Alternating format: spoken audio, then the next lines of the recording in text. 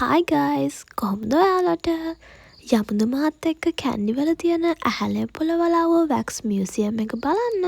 ඉතින් මේකේ ලොකේෂන් එක ගැන කිව්වොත් මේක තියෙන්නේ දළදා මාලිගාව ළඟම තමයි. හරියටම කිව්වොත් මහනුවර ජනාධිපති මන්දිරය ඉස්සරහම තමයි තියෙන්නේ. ඉතින් ඔයාලට මේ බලාගන්න හම්බ වෙන්නේ පළමු වන විමලධර්ම සූරිය රජතුමා. මෙතුමා තමයි ශ්‍රී දළදා මන්දිරයේ නිර්මාතෘවරයා. මහනුවර රාජධානියේ හිටපු සුවිශේෂී පුද්ගලයන්ගේ ඉටිරූප අපිට මෙහිදී දැකගන්න පුළුවන්. පාසල් යන දරුවන්ට මෙතන ගොඩාක් වැදගත් තැනක්. ඉතිහාසය ගැන අපි දන්න නොදන්න ගොඩාක් කරුණු මෙතනින් දැනගන්න පුළුවන්. මේ හැම ස්ටැචුව එකක් ළඟම ඔවුන් පිළිබඳව සම්පූර්ණ විස්තරයක් සඳහන් කරලා තියෙනවා.